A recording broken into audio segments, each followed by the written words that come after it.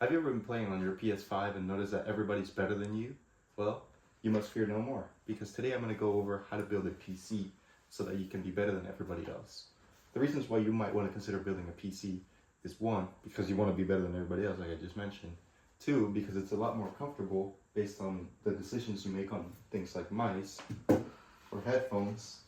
They can be more comfortable for each individual person. And 3, the experience and the performance can be better overall compared to what a console can provide.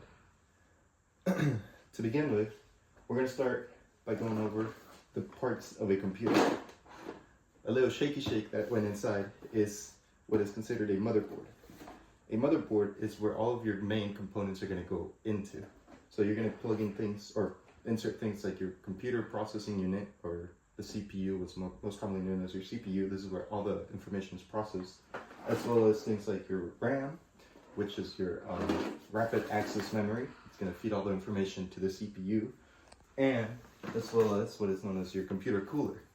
When it comes to the computer cooler, you can either choose a CPU that's going to come with a stock cooler.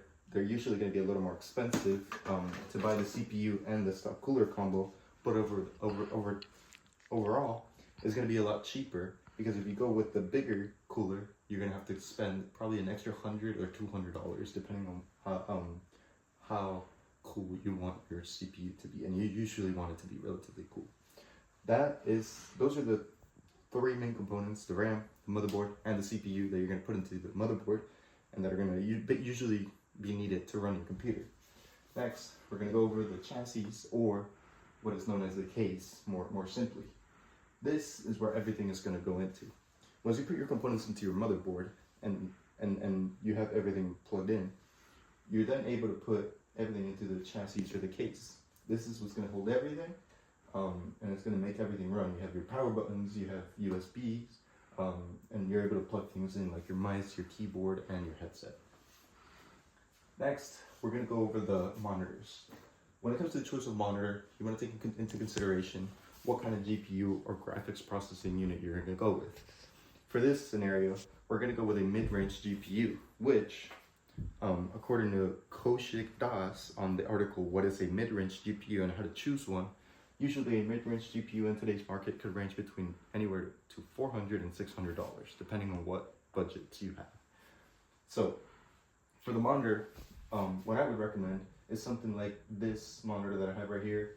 The specifications for it will be a 27-inch monitor that runs at around 240 hertz, which is the refresh rate, or the speed at which pixels move. And you usually want to go around 1,440 pixels, which is basically how many pixels show all across in a horizontal plane. When it comes to the GPU, I don't have the example because I have it in the chassis already of my own computer, but you usually want to go with something that's around $400, maybe $500. That's usually a good price for a monitor of that stance.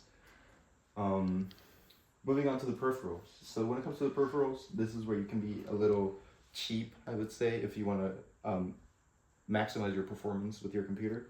You can go with a cheap headset, maybe $20, $30 off of Amazon, that at least has like a built-in microphone. You don't need to get the separate microphone.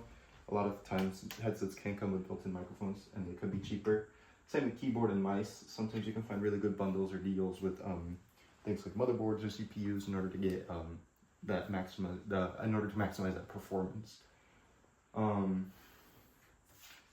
So that is all that I have for you guys today.